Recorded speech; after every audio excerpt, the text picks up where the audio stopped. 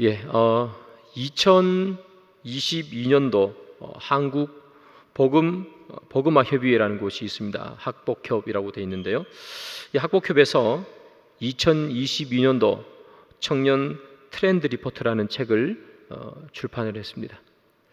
그 책에 보면 많은 대학생들 그리고 대학 원생들을 대상으로 해서 설문조사한 거예요. 그 설문조사에서 분석하고 그리고 해석하고 했던 것이 바로 2022 청년 트렌드 리포트라는 책인데요. 거기 보면 많은 질문들이 나와요. 많은 질문들 나오는데 그 중에 제가 좀 관심이 갔던 질문이 뭐냐면 이런 질문이에요. 귀하는 지난 1년간 불안증, 수면장애, 우울증 등을 겪은 적이 있습니까? 하는 질문입니다. 1년 동안 불안과 수면장애와 우울증을 겪은 적이 있는가? 이렇게 물었더니 몇 퍼센트가 그렇다고 대답했는가 하면요, 저는 조금 깜짝 놀랐어요. 무려 38.4%, 그러니까 약 40%죠. 10명 중에 4명이 불안을 느끼고 우울했고 그리고 수면장애를 겪고 있다, 그렇게 말했어요. 10명 중에 4명. 우리에게 한 100명이라고 치면 한 40명은 그렇다는 얘기 아니에요, 평균적으로. 그런데 또 다른 질문이 있어요. 어떤 질문인가 하면, 그렇다면 고민이 생겼을 때, 힘든 일이 생겼을 때 누구와 대화하십니까? 이렇게 물어봤어요. 그랬더니 39.2%, 이것도 40% 정도 되죠. 39.2%가 대답하기를 혼자 해결한다, 그렇게 대답했어요. 불안하고 우울하고 힘든 일이 생겼을 때 옆에서 누가 나에게 조언을 해주거나 나에게 이길 에너지를 줄 그런 사람이 없다는 거죠. 혼자 해결한다는 거예요. 혼자 해결한다는 말은 도와주는 사람이 없다는 그런 얘기이죠. 그런 걸 보면 청년들 10명 중에 4명은 불안을 느끼고 있습니다. 우울합니다. 그런데 그 불안과 우울함을 함께 이야기하고 나누고 할 사람도 없더란 얘기. 10명 중에 4명은 없더라는 겁니다. 혼자 그 아픔을 안고 간다는 거죠.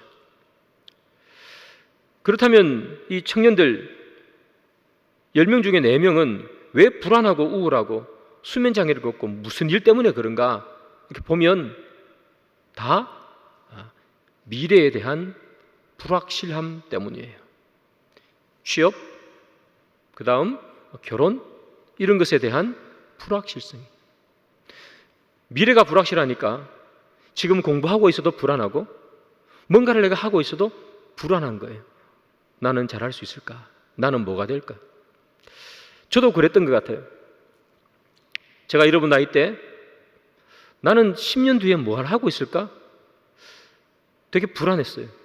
왜냐하면 제가 엄청난 좋은 학교를 나오고 막 그랬던 사람이 아니니까 나는 뭘 하고 있을까? 고민스러웠습니다. 제가 유학 가 있을 때도 마찬가지예요. 공부는 하고 있는데 내가 이 유학 학위 마치면 난 뭐 하고 있지? 내가 학위 마치고 내가 섬길 교회에 있을까? 나를 받아줄 교회가 있을까? 그 불안함이 있었어요. 근데 이제 그때는 이미 결혼을 한 상태였기 때문에 내가 만약에 유학을 다 마치고 나를 불러주는 교회가 없으면 우리 집사람이랑 우리 애는 나는 뭐 먹고 살지? 나는 뭐 해서 살아가야 되나? 공부하는 내내 사실 그 불안함이 계속해서 마음속에 있었어요. 사람은 누구나 다 비슷한 것 같습니다.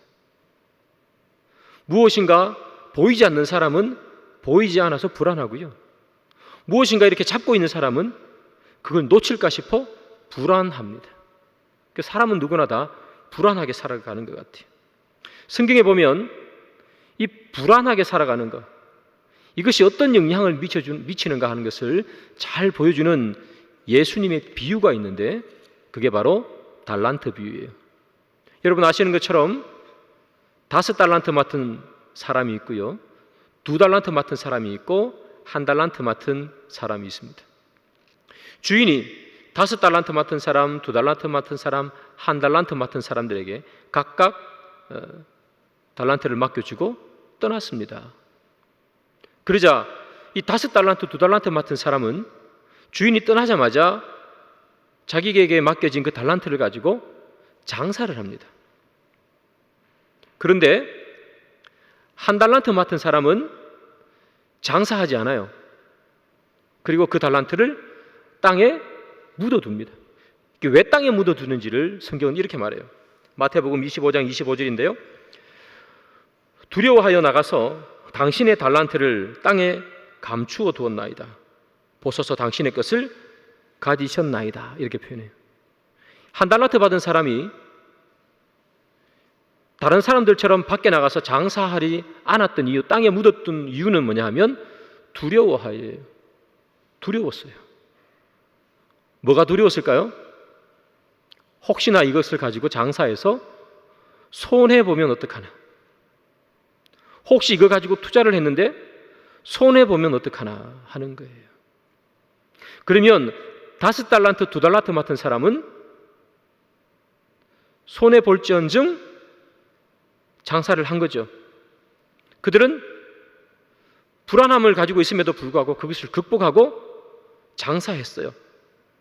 그래서 내가 남기리라 그 생각을 한 거죠. 그런데 1달란트 받은 사람은 혹시나 잘못되었어. 내가 나중에 손해라는 결과를 받아들이면 어떡할까?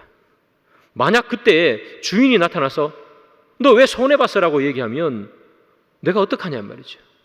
그가 장사를 하지 않았던 이유는 바로 그것 때문이죠. 미래에 이익을 남길지 손해를 남길지 알 수 없기 때문이에요. 그래서 두려웠어요.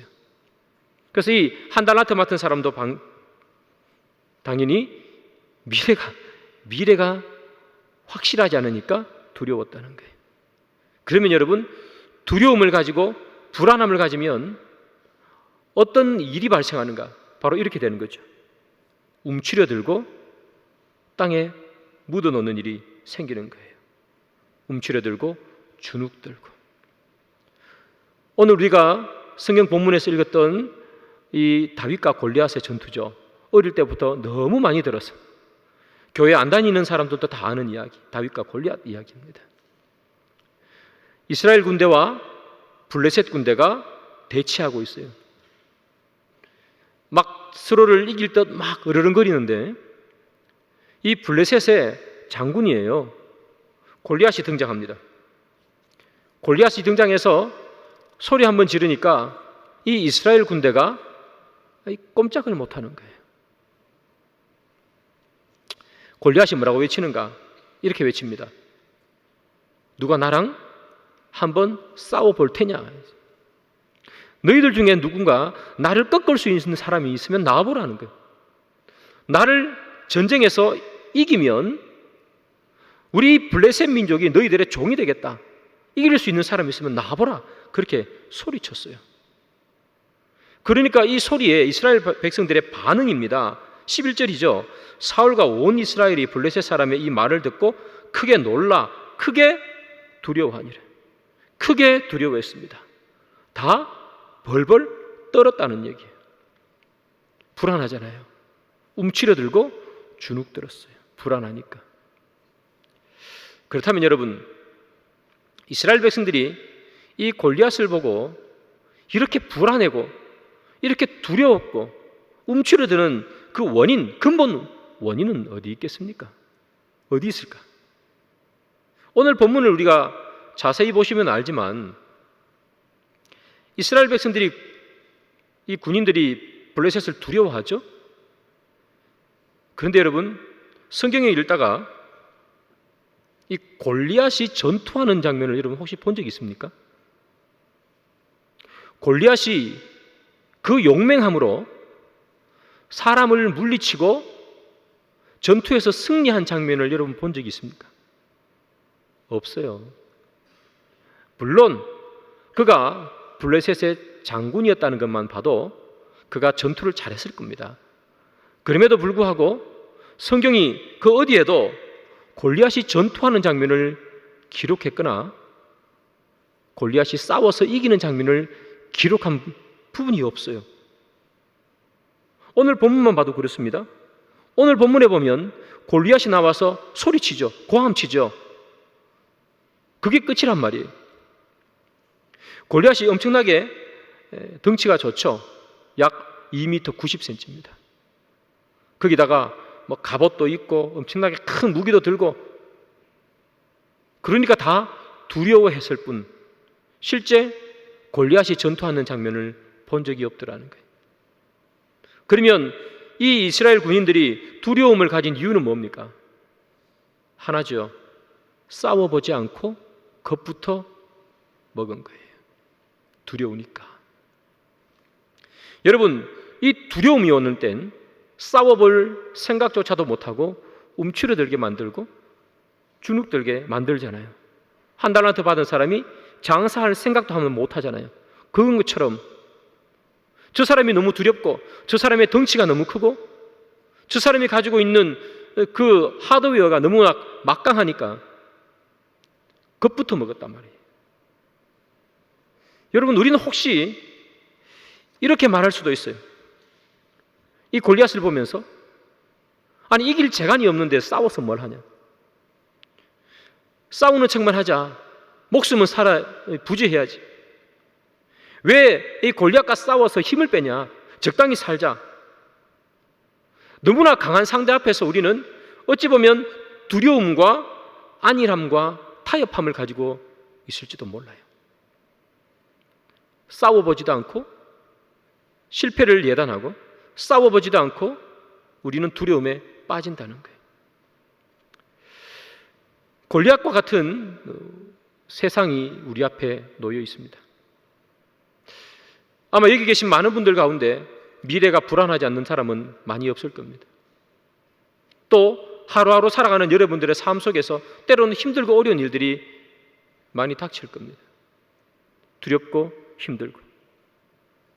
그래서 우리는 때로는 이런 생각을 합니다. 나는 이길 수 없을 것 같아.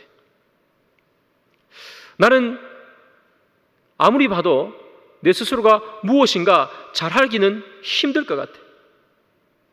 그런 생각을 할 수도 있습니다. 저도 옛날에 그런 생각하고 컸습니다. 아무리 봐도 제가 뭔가 대단한 사람이 될 것 같지는 않았습니다. 아무리 봐도 제가 한 교회의 담임 목사가 되리라고 잘 생각을 못했습니다. 목회하고 있었음에도 불구하고. 왜냐? 저는 그렇게 생각했습니다.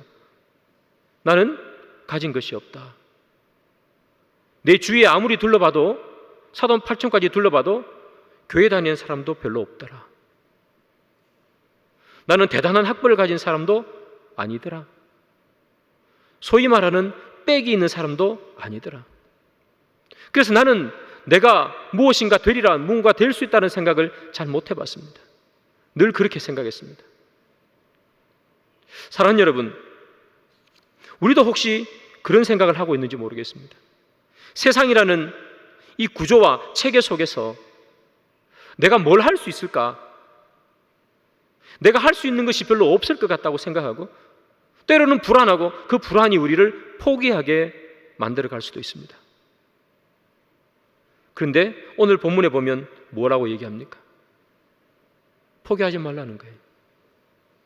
왜 미리 포기하냐는 거죠. 왜 세상과 싸워보지 않느냐는 거죠. 왜 도전하지 않느냐는 거죠.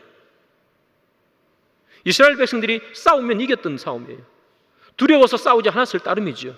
여러분 아시는 것처럼 다윗은 싸워서 이기잖아요. 싸우면 이기는 싸움인데 싸우지 않으면 져요. 저는 여러분들이 청년의 시간들을 살아가면서 세상 앞에서 많이 나약해지고 또 두려움이 생기고 그런 거 충분히 있을 수 있다고 생각합니다. 그러나 그 두려움 때문에 여러분들이 무엇인가를 도전하기를 포기하지 마시고 여러분들의 꿈을 계속 키워나가는 것을 포기하지 마시기 바랍니다. 세상이 큰 것 같아도, 세상이 강력한 것 같아도, 그러나 사랑하는 여러분, 싸워보지 않고서는 알 수가 없는 겁니다. 도전하지 않고서는 알 수가 없는 것이죠. 겁부터 먹으면 우리는 움츠러들고 포기할 수밖에 없습니다. 그러나 겁부터 먹는 것이 아니라 일단 싸워보면 이길 수 있다는 거예요. 다윗이 오늘 본문에서 우리에게 보여주는 거죠. 그래서 사랑하는 여러분, 여러분들은 도전하시고 앞으로 달려나가시고 여러분들이 하고자 하는 그것을 하나님 앞에 기도하시고 뛰어 나가시기 바랍니다. 그때 하나님께서 길을 열어주시는 거예요. 싸우지 않으면 어떻게 이기겠어요? 싸울 때 길이 열리는 거죠. 싸우지 않으면 길이 열리지 않습니다. 니체라는 여러분 철학자가 이렇게 말했습니다. 우리를 죽이지 못하는 것은 우리를 더 강하게 만든다. 우리를 죽이지 못하는 것은 우리를 더 강하게 만든다. 사랑하는 여러분, 여러분들 앞에 놓여진 많은 시간들 속에 이 세상이라는 구조와 체계가 나를 힘들게 하고 어렵게 해 나갈 수는 있습니다만, 그러나 그것이 여러분들을 넘어지고 쓰러지게 하지 못한다면, 그리고 다시 일어서게 하지 못하지 않는 이상은 여러분들은 그 어려움과 힘듦이 여러분들을 더 강하게 만들어가는 거예요. 연단이라고 표현하는 거죠. 그래서 여러분들에게 부탁드리는 것은 여러분들이 꿈꾸고 소망하는 것을 결코 포기하지 마시라. 세상에 아무리 골리앗 같은 거대한 장애물이 여러분 앞에 있을지라도 포기하지 않고 싸우면 하나님께서 이기실 길과 피하실 길을 만들어 주시는 줄 믿습니다. 그런데 여러분, 다윗과 이 골리앗의 전투를 보면 참 재미있는 그런 장면들이 있어요. 사무엘상 17장 20절 21절 두 절인데요, 제가 한번 읽어볼게요. 다윗이 아침에 일찍 일어나서 양을 양지키는 자에게 맡기고 이새가 명령한 대로 가지고 가서 진영에 이른즉 마침 군대가 전장에 나와서 싸우려고 고함치며 이스라엘과 블레셋 사람들이 전열을 벌이고 양군이 서로 대치하였더라. 이런 부분이죠. 골리앗 때문에 겁먹어가지고 다 도망간 줄 알았는데 또 싸워요, 안 싸워요? 그죠? 대치하고 있잖아, 그죠? 다 도망간 줄 알았는데 그래도 뭐라 그래요? 마침 군대가 전장에 나왔어. 싸우려고 고함치고, 뭐 직접 싸운 건 아니지만 와 하고 고함치고, 이스라엘과 블레셋 사람들이 전열을 딱 벌이고 대치하고 있더란 말이죠. 곧 싸울 것처럼. 아니 그 골리앗 때문에 다 도망간 줄 알았는데 전열은 그대로 있단 말이에요. 금만 먹고 있으면 있지.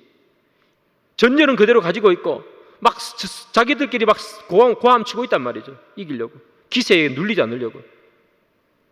그런데 중요한 건 뭐냐 하면 골리앗이 딱 등장하면 이야기가 달라진다는 얘기예요. 서로 막 고함치고 막 이기려고 막 하다가 골리앗이 등장하면 이렇게 돼요.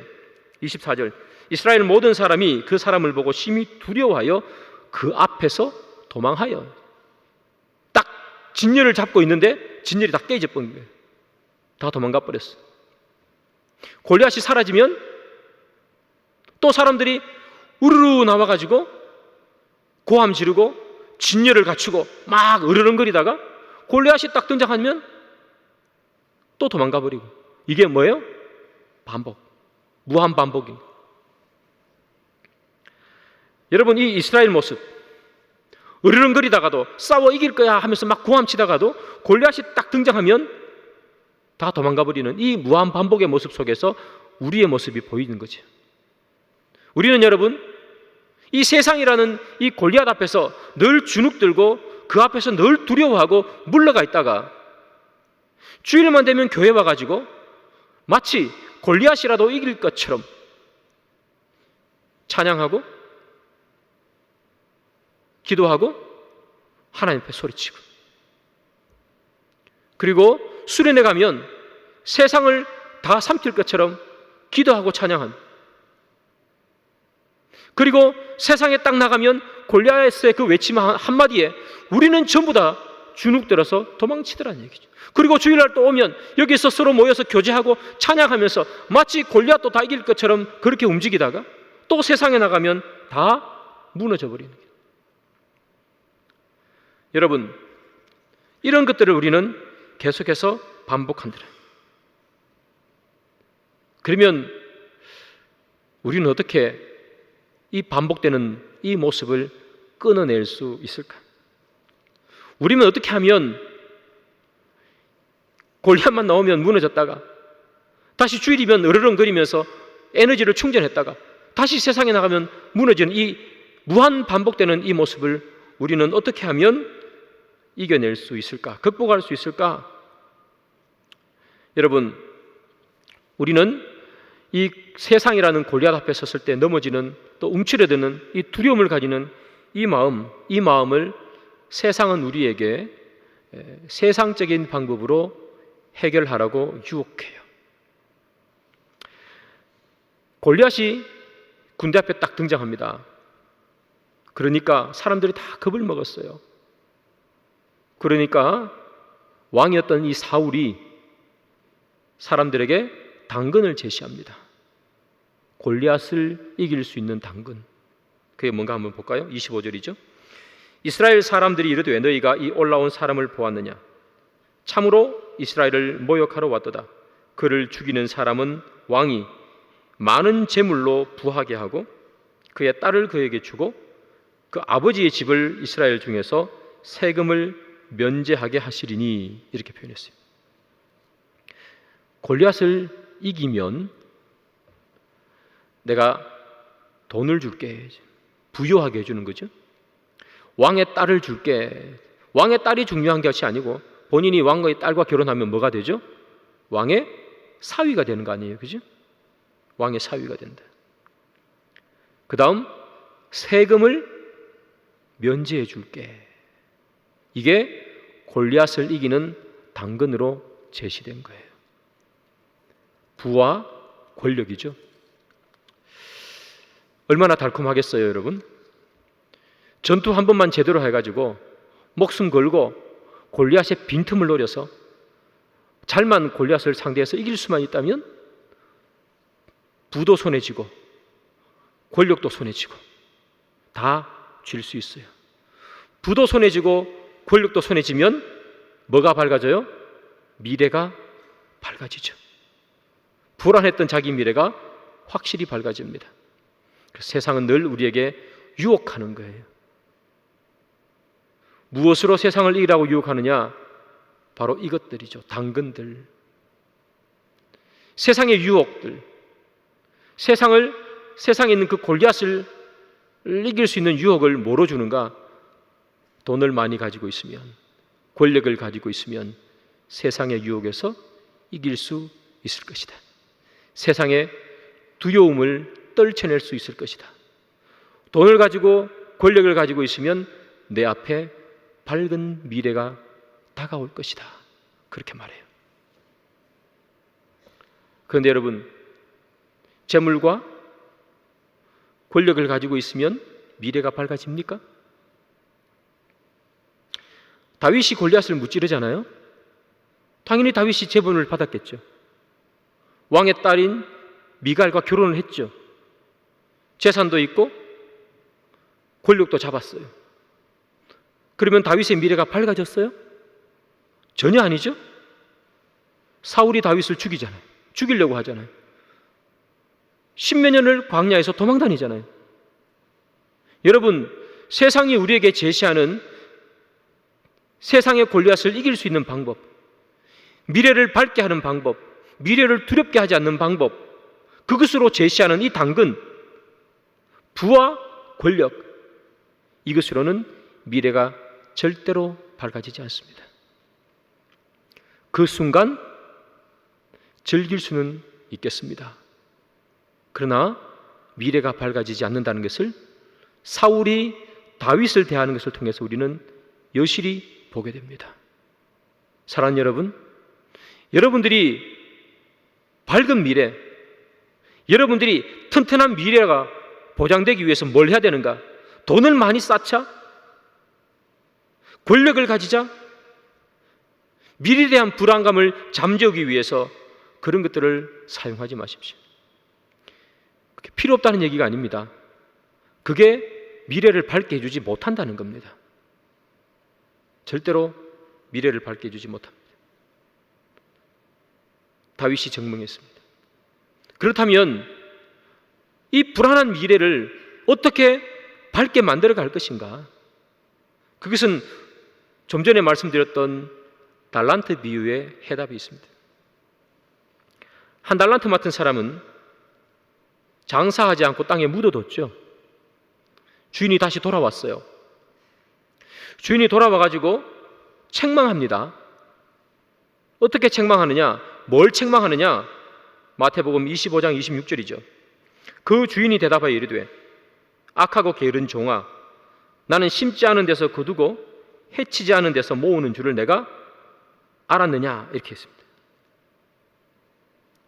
자, 주인이 한 달란트 맡은 사람에게 책망했습니다. 왜 너 돈 안 남겼어? 이게 책망의 핵심이 아닙니다. 책망의 핵심은 뭐냐면 네가 나를 몰랐다는 거예요. 이 주인이 누군지 모르기 때문에 돈을 못 남겼다는 거예요. 그래서 핵심은 뭐냐면 네가 내가 누군지 몰랐다는 거예요. 주인이 말하는 자기는 어떤 사람인가? 이렇게 말하죠. 심지 않는 데서 거두고 해치지 않은 데서 모으는 줄로 내가 알았느냐? 이렇게 말하죠.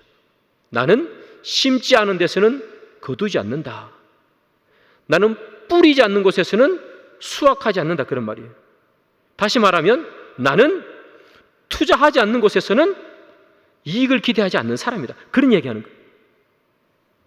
네가 손해를 볼지라도 투자를 하고 장사를 했어야 될 것이 아니냐. 내가 그런 사람인 것을 왜 네가 몰랐느냐. 왜 안 남겼느냐가 아니냐.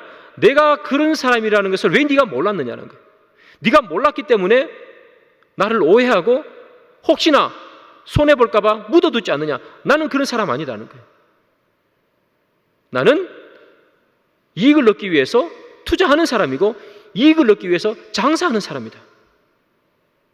그렇게 말하는 거예요. 그는 주인이 어떤 사람인지 몰랐습니다. 그래서 두려워서 달란트를 땅에 묻었습니다. 주인이 누군지만 알았다면 그는 장사했을 텐데 말이죠. 불안에 떨지 않고 달려나갔을 텐데, 도전했을 텐데, 주인이 누구인지만 안다면, 우리 주님이 어떤 분인지만 안다면 우리는 달려나갈 텐데 말이죠. 우리 주님이 누구인지 모르니까 우리가 못 달려나간다는 거예요. 오늘 본문을 봅시다. 이 다윗은요, 주님이 정확하게 누군지 알아요. 그래서 골리앗과 전투해요. 사무엘상 17장 26절, 다윗이 곁에 서 있는 사람들에게 말하여 이르되 이 블레셋 사람을 죽여 이스라엘의 치욕을 제거하는 사람에게는 어떠한 대우를 하겠느냐. 이 할례받지 않은 블레셋 사람이 누구이기에 살아계시는 하나님의 군대를 모욕하느냐. 이렇게 말했어요.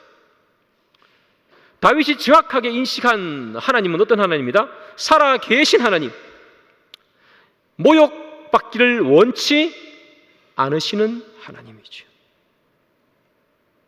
다윗이 이 하나님을 알았단 말이에요. 하나님은 살아계시고 하나님은 모욕받기를 원치 않으시는 분이시다. 그런데 저 골리앗이라는 인간이 주님을 모욕하니 내가 이 시간 하나님의 이름으로 달려나가면 하나님은 살아계시기에 승리하게 하리라. 그래서 나가는 거예요. 전투가 얼마 후에 벌어질 텐데, 얼마 후에 벌어질 미래에 대해서 불안하지 않는다는 얘기예요. 왜? 하나님이 누구이신지 알기 때문에. 하나님은 모욕당하는 분이 아니고 하나님은 살아계신 하나님이시기 때문에 달려나가면 승리하실 것이다. 사랑하는 여러분, 하나님은요, 여러분들에게 바로 이 하나님인 것을 말하는 거예요. 사랑하는 여러분께서 주님의 이름으로 세상에 뛰쳐나가면 주님은 여러분들의 앞길을 이끌어 주시는 거예요.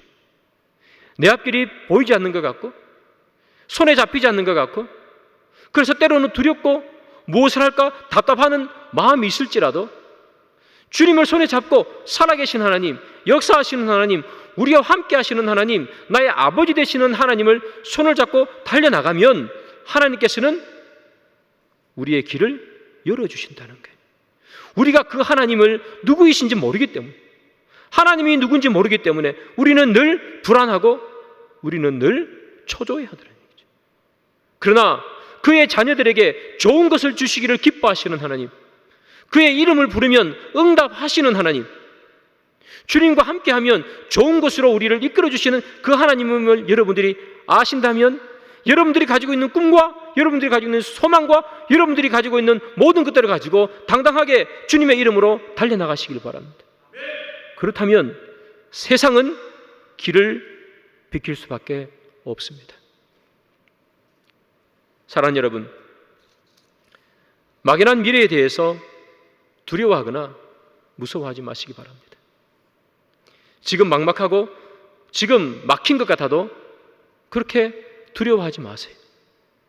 골리앗은 다윗보다 크지만 하나님은 골리앗보다 더 크세요. 하나님은 우리의 문제나 하나님은 우리의 아픔보다 더 크신 하나님입니다. 그래서 사랑하는 여러분, 주님의 손을 붙들고 여러분들이 가야 할 길을 주님 앞에 맡기고 달려나가십시오. 도전하십시오. 뛰어나가십시오. 불안해하지 마십시오. 주님께서 여러분들의 앞길을 이끌어 주실 줄 믿습니다. 말씀의 결론을 맺습니다. 사람은 누구나 불안합니다. 아무것도 보이지 않을 때는 보이지 않아서 불안하고, 무언가 손에 잡고 있으면 빠져나갈까 봐 불안합니다. 그래서 이 불안을 없애기 위해서 사람은 많은 것으로 쌓습니다. 아까 말씀드린 것처럼 권력으로 쌓고, 또 돈으로 그 위에 쌓고. 그러나 그 모든 것들은 단 한 번에 무너집니다. 다윗은 그 앞에서 갑옷을 입고 무기를 들고 소리치는 골리앗, 그 골리앗의 그 소리에 현혹되지 않습니다. 다윗의 눈은 골리앗에 고정되어 있는 것이 아니라 만군의 여호와 하나님, 살아계시는 하나님, 모욕받기를 원치 않는 하나님의 그의 시선이 고정되어 있었습니다. 우리는 우리의 눈을 어디에 고정하고 살아갑니까? 사랑하는 여러분, 여러분들이 닥치고 있는 아픈 현실, 힘든 그런 현실에 여러분들의 눈을 고정시키지 마시고, 그 현실을 뛰어넘고 아픔보다 더 크시고 여러분 앞에 있는 장애물보다 더 크신 하나님께 여러분들의 시선을 고정시키시길 바랍니다. 그러면 여러분들의 그 불안함과 아픔을 주님께서는 이기게 해주실 줄 믿습니다.